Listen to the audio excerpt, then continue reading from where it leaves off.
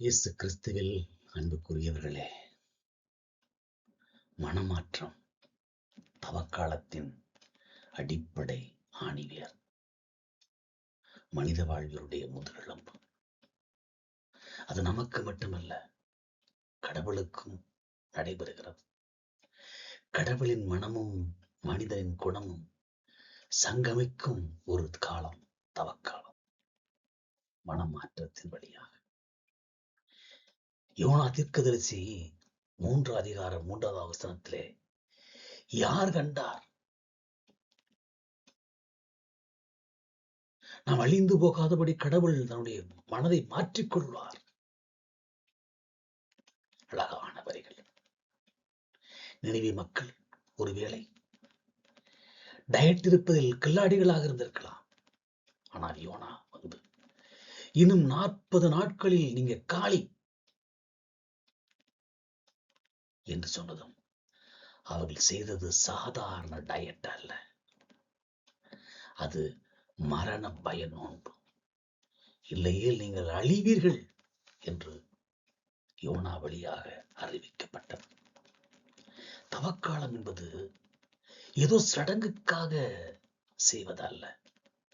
நினைவே மன்னர் தன் செங்கோலை தூக்கி போட்டுவிட்டு சாம்பலில் உட்கார்ந்தான் என்று இறைவார்த்தை கூறுகிறது.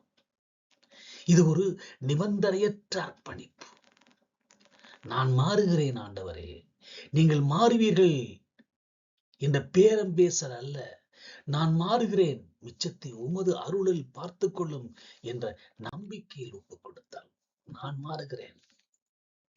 இங்கே முதல் பகுதி மனிதனின் பகுதி.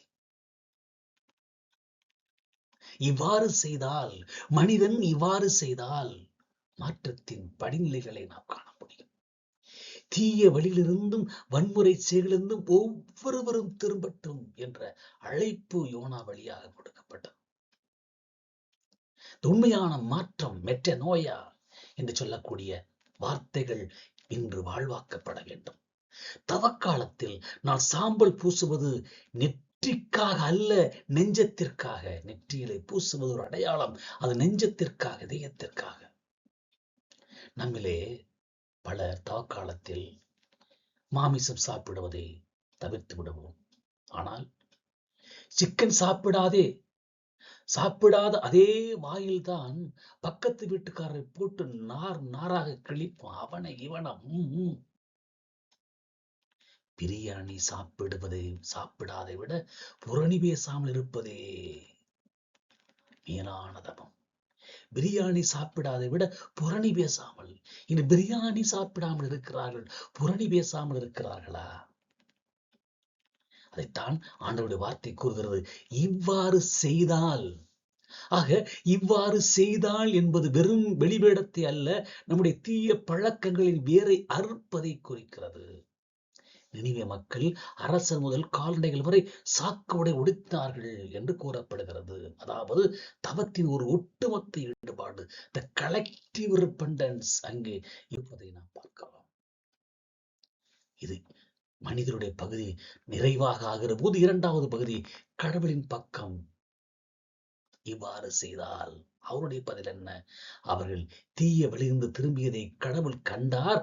தாம் செய்ய போவதாக சொல்லி இருந்த தீங்கை செய்யாமல் மனம் மாறினார் என்று கடவுளுடைய வார்த்தை கூறுகிறது. எவ்வளவு அதிசயம் பாருங்கள். கடவுளும் நமக்காக மனம் மாறுகிறார். அதுதான் இந்த உன்னதமான காலம். கடவுள் மாறாதவர் என்று நாம் படிக்கிறோம், கடவுள் மாறாதவர் என்று நாம் சொல்லுகிறோம். ஆனால் இங்கே அவர் மனம் மாறினார் என்று கடவுளுடைய வார்த்தை கூறுகிறது. இதன் பொருள் என்ன? நாம் திசையை மாற்றும் போது நம்மை துரத்தி வரும் தண்டனையும் திசை மாறுகிறது. நீங்கள் வெயில் நடக்கும் போது முகம் கருகிறது. நீங்கள் நிழலுக்கு திரும்பினால் வெயில் மறைந்து விடுகிறது. வெயில் மாறவில்லை, உங்களிடம் மாறியது. அதுபோலவே நாம் பாவத்திலிருந்து அருளுக்கு திரும்பும் போது கடவுளின் நீதி அது கருணையாய் மாறுகிறது. அதுதான் தவக்காலம். நகைச்சுவையாக கூறுவார்கள், யோனாவுக்கு கோபம். நாம் எவ்வளவு கஷ்டப்பட்டு பிரசங்கம் பண்ணினேன், மிக ஆக்ரோஷமா பண்ணேன், மிக மிக அருமையாக பண்ணினேன், இவங்க அழியலையே, என்று வருத்தப்படுவதை பார்க்கிறோம். பல நேரங்களில் நாமும் கூட அப்படித்தான். மற்றவர்கள் தண்டிக்கப்பட வேண்டும் என்று விரும்புகிறோம். ஆனால் நமக்கு மட்டும் ஸ்பெஷல் கருணை கேட்போம். இங்கே இருதரப்பு மனமாற்றம் ஒரு புனிதமான உடன்படிக்கை. தவக்காலம் என்பது இரட்டை வழிச்சாலை, இருவழிச்சாலை, டூ வே ஸ்ட்ரீட். அகங்காரத்தை விட்டு தாழ்மைக்கு வருகிறான் மனிதன் தவக்காலத்திலே. அந்த வேளையிலே கடவுள் மாறுகிறார். நீதியிலிருந்து இரக்கத்திற்கு அவர் இறங்குகிறார். ஆக தவக்கால மனமாற்றம் எப்படி இருக்க வேண்டும்? உங்கள் கிழிந்த உடைகளை விட உடைந்த உள்ளத்தை கடவுள் விரும்புகிறார். அதைத்தான் மீண்டும் மீண்டும் நான் உங்களுக்கு அறிவுறுத்த விரும்புகிறேன். உங்கள் கிழிந்த உடைகளை விட உடைந்த உள்ளத்தை கொடுங்கள். நினிவே மக்கள் வன்முறையை விட்டார்கள். நம் மனக்கசப்பை நாம் விட வேண்டும். நம்முடைய மன துன்பங்களை விட வேண்டும். நகைச்சுவையாக நாம் சொல்லுவோம், தவக்காலத்தை முகத்தை தூக்கி வைத்துக் கொண்டு நான் நோன்பு இருக்கிறேன் என்று ஊருக்கே காட்டுவதை விட புன்னகையோடு ஒருவருக்கு உதவி செய்து பெரிய தவம். முகவாட்டம் தேவையில்லை, அகமாற்றம் தான் தேவை. ஆகவே இந்த தவக்காலம் என்பது இறைவனுக்கும் மனிதனுக்கும் உள்ள ஒரு சந்திப்பு புள்ளி. பொதுவாக நாம் தவக்காலத்தை நாம் மட்டும் முயற்சி செய்யும் ஒரு காலமாக பார்க்கிறோம். நாம மட்டும் தவம் இருப்பதாக பார்க்கிறோம். நாம் மட்டும் ஆண்டவரை தேடுவதாக பார்க்கிறோம். ஆனால் உண்மை என்னவென்றால் இது இரண்டு இதயங்களை ஒன்றை ஒன்று நோக்கிய பயணம், ஒன்றை ஒன்று நோக்கி நடக்கும் பயணம். மனிதனுடைய பயணம் மனம் திரும்புதல், ஹியூமன் டர்ன், மனிதனின் நடை, நம் கடவுளை நோக்கி திரும்பும் பாதை. இது வெறும் பாவ மன்னிப்பு அல்ல, இது ஒரு திசை மாற்றம் என்று நாம் புரிந்து கொள்ள வேண்டும். ஜிபிஎஸ் போட்டுக்கொண்டு கார் ஓட்டுகிறோம் என்று வைத்துக் கொள்வோமே. தவறான பாதையில் போனால் அது ரூட் பண்ணும், ரீகால்குலேட் பண்ணும், மறுகணிப்பு பண்ணும் என்று சொல்லக்கூடிய காலம்தான் தவக்காலம். தவக்காலம் என்பது ஆன்மீக ரீதியில் நமது பாதையை ரீகால்குலேட் செய்வதுதான் இந்த தவக்காலம். ஜிபிஎஸ் கருவி வழியை தவறான வழியிலே செய்கிற போது ரீரூட்டிங் பண்ணுவது போல நம்முடைய வாழ்க்கையும் அப்படி செய்ய வேண்டும். இறையில் ஆழம் என்ன? யோனா தீர்க்கதரிசி 3:10 அவர்கள் தீய வழிகளிலிருந்து திரும்பியதை கடவுள் கண்டார் என்று வாசிக்கிறோம். இங்கே மனிதன் தன் அகங்காரத்தையும் பழைய சுபாவத்தையும் கலற்றி எறிகிறான். இது ஒரு யூ டர்ன், இது ஒரு யூ டர்ன்.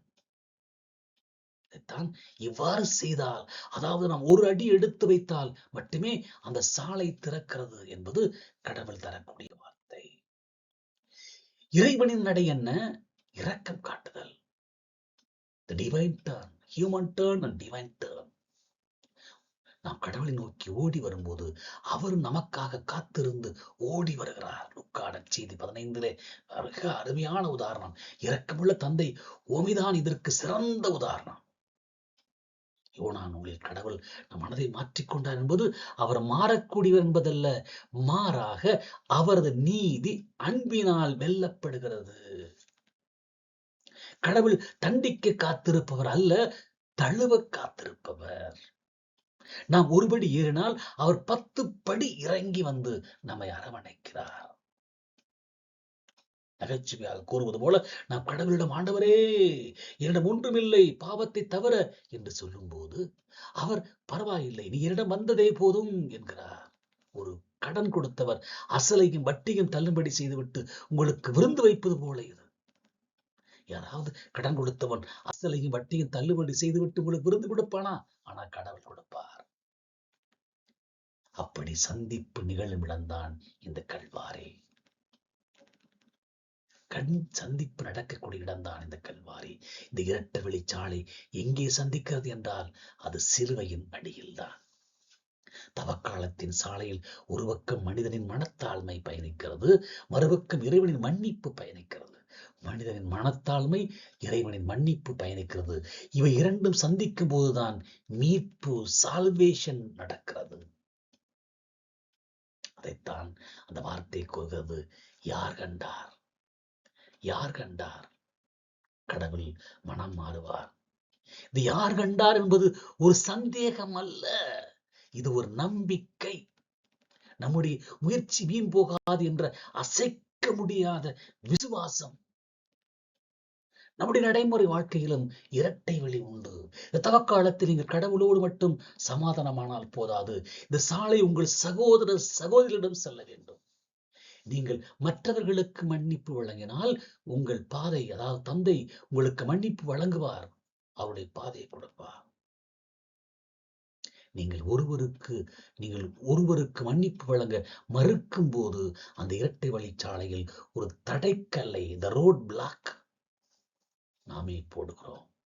கடவுளின் மன்னிப்பு உங்களை நோக்கி வர துடித்தாலும் உங்கள் பிடிவாதம் அதை தடுக்கிறது. ஒரு சாலையிலே ஒரு பெரிய பாறை விழுந்து அந்த சாலையை அடைப்பது போல்தான் நம்முடைய மன்னிக்க முடியாத மனப்பான்மை தடையாக இருக்கிறது. சுருங்கமாக சொல்ல வேண்டும் என்றால், தவக்காலம் என்பது நம் கடவுளை தேடும் காலம் மட்டுமல்ல, கடவுள் நம்மை தேடி வரும் காலம். நாம் இவ்வாறு செய்தால், மனம் மாறினால் அவர் அவ்வாறு செய்வார், மீட்பை தருவார். நம் மனம் மாறினால் மீட்பு தருவார். குடும்ப வாழ்வில் இரட்டை வழி தவத்தை பார்க்கிறோம். இதை குடும்ப வாழ்வில் நாம் பார்க்கிறோம். ஒரு நடைமுறை தியானத்தை பார்க்க முடியும். குடும்பம் என்பது ஒரு சிறிய திருச்சபை. அங்கே தவக்கால மனமாற்று என்பது வெறும் ஜபமாலை சொல்வது மட்டுமல்ல, ஒருவருக்கொருவர் மனம் மாறுவது. யார் கண்டார்? நம்பிக்கையற்ற உறவுகள் புதிய தொடக்கம் வராது என்பது. நினைவே மக்கள் கேட்ட அதே கேள்வி, யார் கண்டார்? நாம் அழிந்து போகாதபடி அவர் மனம் மாறுவார். குடும்பங்களிலே அதை நாம் பயன்படுத்த முடியும். இன்று பல குடும்பங்களில் கணவன் மனைவி அல்லது தந்தை மகனிடையே ஒரு பனிப்போர் நடக்கிறது. அவர் திருந்தவே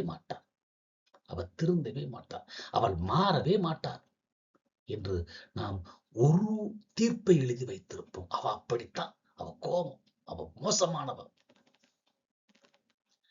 கணவன் தவக்காலத்தில் சாய்வு என்று சொல்லிவிட்டு மனைவி செய்த காய்கறி குழம்பில் குறை கட்டி பிடித்தால் அங்கே தவம் காலி. யார் கண்டார் என்று ஒரு வாய்ப்பு கொடுத்து பாருங்கள். கடவுள் நினைவே மக்களை அழிக்கவில்லை, ஏனென்றால் அவர்கள் மனம் மாறினார்கள். உங்கள் துணையின் குறைகளை பார்ப்பதை நிறுத்திவிட்டு அவர்கள் மனம் மாற வாய்ப்பு இருக்கிறது என்று நம்புவதுதான் இன்றைய முதல் படி. இவ்வாறு செய்தால், ஈகோ என்னும் தடைக்கல்லை எடுத்தால் ஆண்டவருடைய அருள் நமக்கு கிடைக்கும். நினைவே அரசன் தன் அரியணை விட்டு இறங்கினான். இதுதான் முக்கியம். அவன் தன் ராஜா, நான் ஏன் சாம்பல் உட்கார வேண்டும் என்று நினைக்கவில்லை.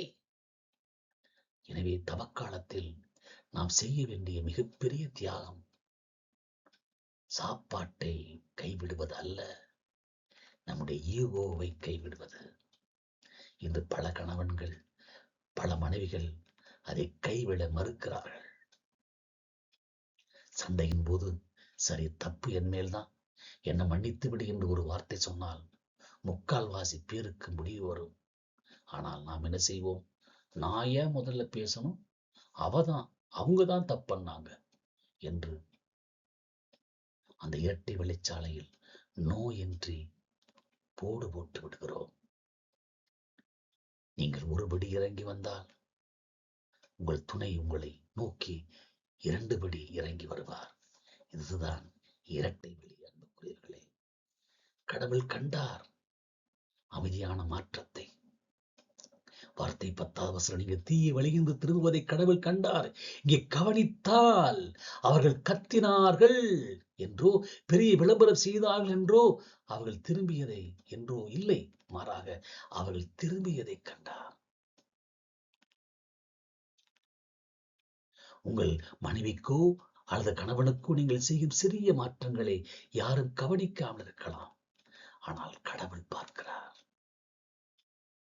கோபப்படும் நேரத்தில் அமைதியாக இருப்பது, குறைகளை சொல்லாமல் பாராட்டுவது, இவையெல்லாம் குடும்ப தவக்காலத்தில் சாம்பல் புதன் சடங்குகள். அன்புக்குரியவர்களே, தவக்காலத்தில் ஒரு குடும்பத்தில் இரட்டை வழி பாதை உருவாக்குங்கள். தவறு உங்கள் மேல் இல்லை என்றாலும் உறவுக்காக நீங்கள் முதல் படி எடுத்து வையுங்கள்.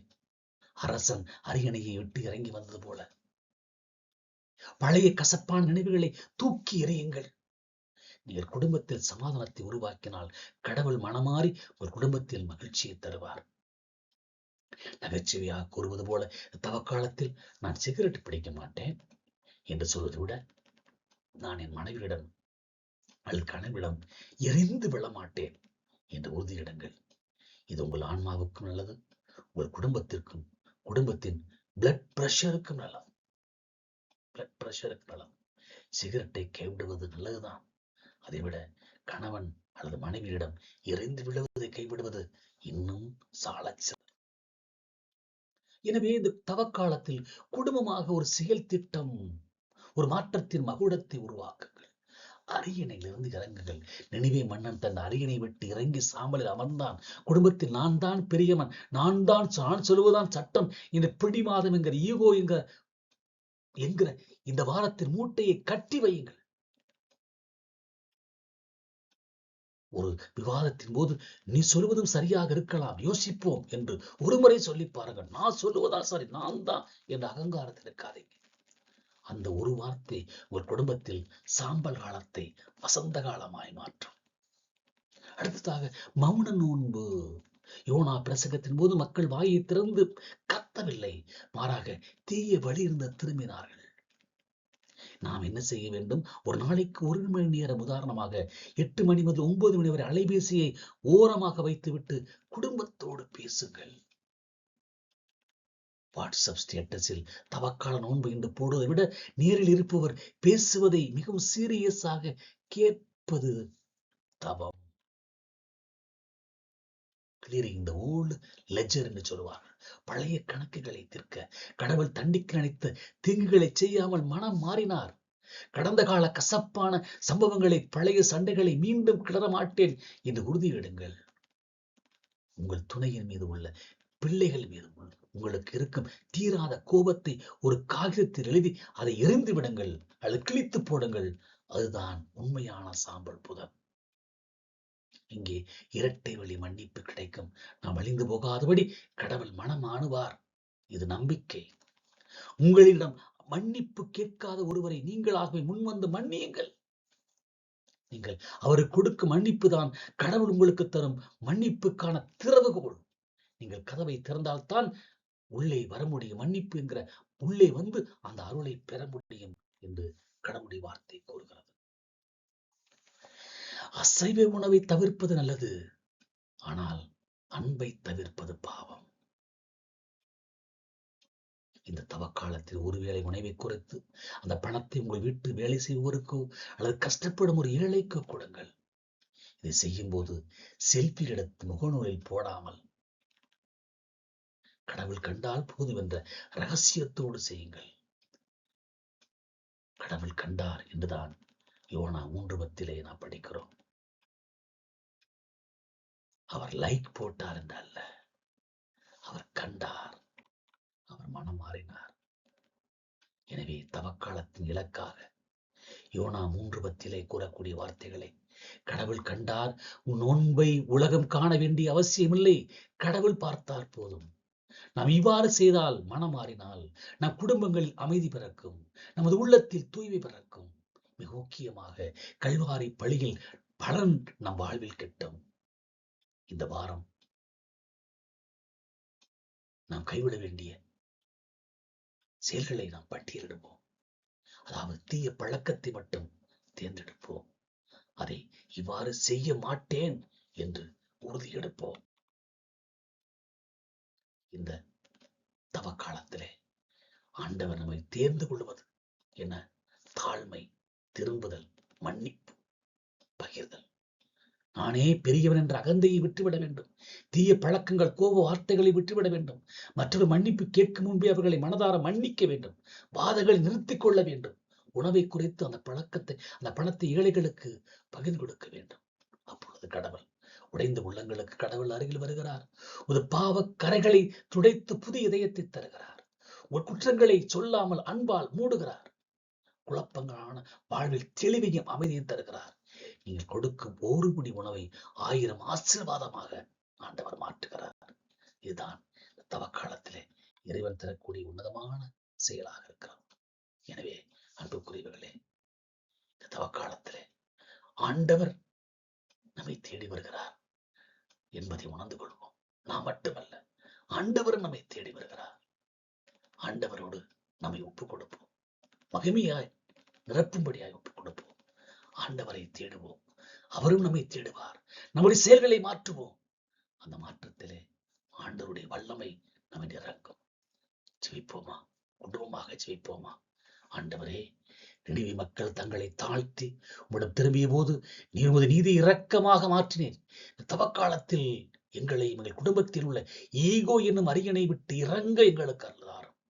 நாங்கள் ஒருவருக்கு ஒருவர் மன்னிப்பு என்னும் பாலத்தை அமைக்கும் போது அது மீட்பு எங்கள் இல்லத்தில் முளையட்டும். எங்களை ஆசீர்வதியும். உம்மை பற்றி கொள்ள, உம் வழிகளை நடக்க, எங்களுடைய தவறான தீமையான வாழ்க்கையை மாற்றி நாங்கள் வாழும்போது எங்களை பார்க்கிறீர், எங்களுக்கு ஆசீர்வாதம் தருகிறீர் என்கிற நம்பிக்கையை தாரும். ஆமேன்.